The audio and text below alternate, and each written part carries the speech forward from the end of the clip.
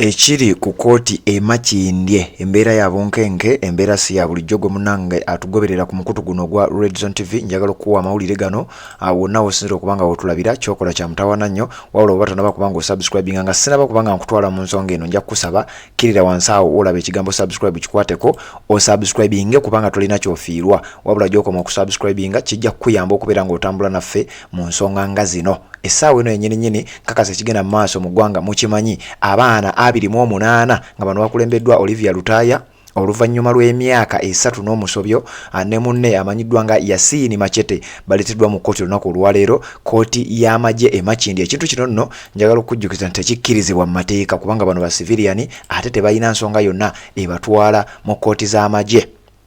Kati njagala okutegeeza nti olunaku olwaleero ennaku z'omwezi ziri 19 mwezi gwa January omwaka 2024 Olivia Lutaya, Yasini Machete n'abalala 26 bw'ogattako n'abo be bantu 28 baleeteddwa mu kkooti y'amagye olunaku olwaleero era bwe twogerera bali mu kkooti wakati bali mu Kaguli. Bali 28 kyenjagala okutegeeza bajjidde ku kimotoka ky'amagye era nkakasa gwe abadde atugoberera ebintu bino oteeka okuba nga obifunye bulungi nnyo ensonga ziteeka okuba nga zikutuuseeko bubaaya sana nnyo. Kakati njagala okutegeeza nti abantu bano babadde baakatuuka bwe bati bo nga bo basigadde balaga nti ffe tukyali ku mulamwa era buli abadde afuluma ekimotoka nga yawanika ekikonde ng'akugamba ffe tukyali ku mulamwa temulowooza nti abasajja baatusiba ne tupondooka. Wabula ekisinza okutiisa abasajja bano era ekisinza okwewunyisa bannayuganda lwaki bagobye bannamawulire kuba njagala okutegeeza nti bano abasibe olutuuse ku kkooti e Makindye bannamawulire ffenna buli abaddewo ng'akutte kamera buli abaddewo ng'afaanana bufaananyi munnamawulire n'aba nga takkirizibwa kubeera ng'ate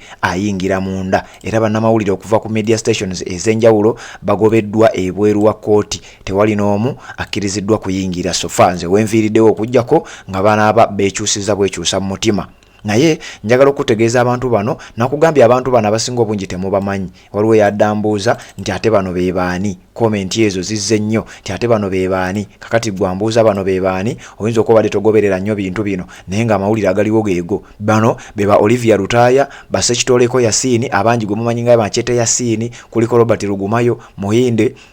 Muhidin Kakoza Patrick Mwase Simon Kijambu Abudu Matovu Segujja Rashidi bangi nnyo bali 28 listi eyo twagikutereddeyo ku mukutu gwaffe gwa Facebook ogwa Red Zone TV ate ne ku mikutu gyaffe emirala tuzze ensonga eno tuginnyonnyola kakasanga obiwulidde bulungi nnyo naye ng'ekisinza obukulu era ekisinza okuba nga kindeesa ensonga eno nti bannamawulire bo bagobeddwa ng'oggyeko ekyokubeera nti abaana bano tebakkirizibwa kubeera ng'ate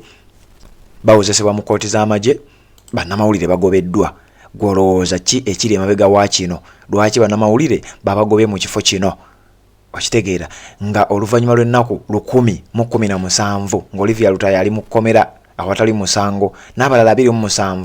njagala okutegeeza nti balina okuba nga baweebwa bail olunaku olwaleero era nja kukusaba gwe munnayuganda yonna gy'oli obasabire kubanga olwaleero ekibaleese mu kkooti si kuwooza kuba tebalina musango wabula ekibaleese mu kkooti kwe kubeera nga ate gwe munnange basaba bail omulundi omulala babeere nga bakkirizibwa okuba nga balya butaala bwe kuba nga balina omusango bawoze nga bava bweru oba si ekyo babasalire bababuulire nti munnange tubavunaana omusango ABC tubavunaana omusango lwaki mwawagira Robert Kyagulanyi Ssentamu nejjukira bino byonna nga bigenda maaso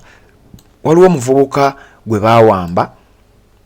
oyo ye tusaagala ate tumuggyeko maaso kubanga ono ye akyali fresh omu ku abo abaakawambibwa omuvubuka oyo gwolaba ku screen yo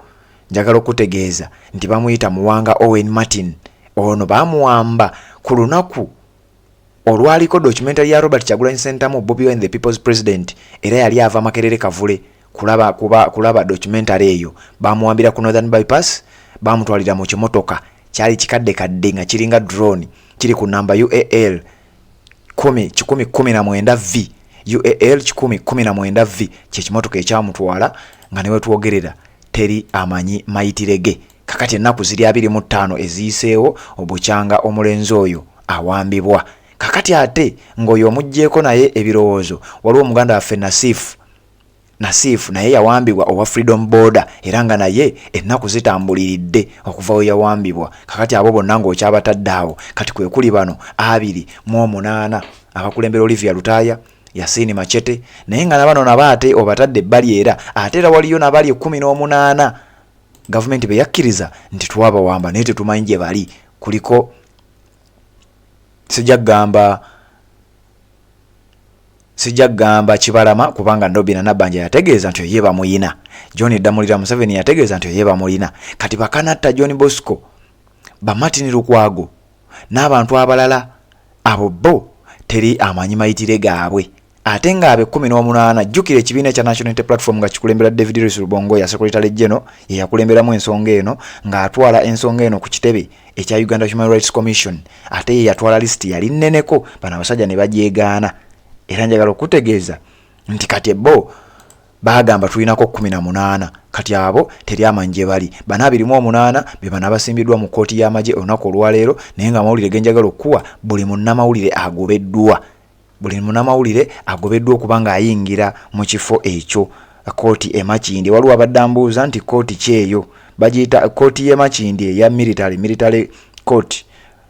Kooti martial kooti y'amagye esangibwa Makindye. Bannamawulire bagobeddwawo naye nga abasibe babadde bamaze okubanga batuusibwa ku kooti era we twogerera ensonga zirabika nga zigenda kubanga zitandika essaawa yonna. Red Zone TV kwoli bw'opatana bakubanga osubscribing nja kukusaba kikole osubscribing kubanga bona subscribing ojja kuba otambula naffe era togenda kumisinga nsonga yonna byonna ogenda kubanga naawe otambulira wamu naffe tewali kijja kuyitako byonna tugenda kuba tubireeta nga naawe obifuna bulambalamba olw'ensonga ojja kuba omaze okusubscribing nja kukusaba mu ngeri y'emu kirira wansi awo olaba ekigambo subscribe kikwateko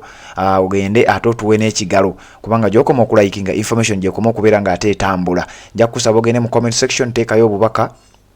otubulira osinzirawo kubanga ogoberera ensonga zino ate tubeere nga naffe tukwasaganyizaako ensonga wakati mu kubeera nga tukutuusako amawulire gano wakati mu kubeera nga tukuwa updates zino gwe munnankyukakyuka wenna eyeetaaga okuzimba njagala okutegeeza nti ffe weetuli ate tukola emirimu egy'enjawulo tuba tuvudde mu updates zino tugenda ate ne tukwata omwiko ne tuba nga tetukolera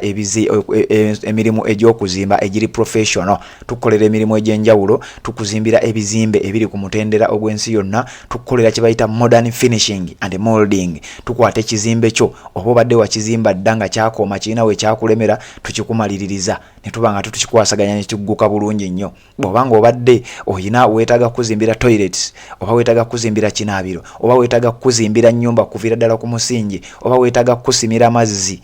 ebya plumbing byonna tubikwasaganya bulungi nnyo ojja kubanga ate otunoonyaako. Ennamba z'essimu zeezo z'olaba wansi awo ejosobola okubako ye ya MTN eri 0786 esembyayo 6 ate osobola ntusanga ku WhatsApp nayo osobola tusangayo ne tubanga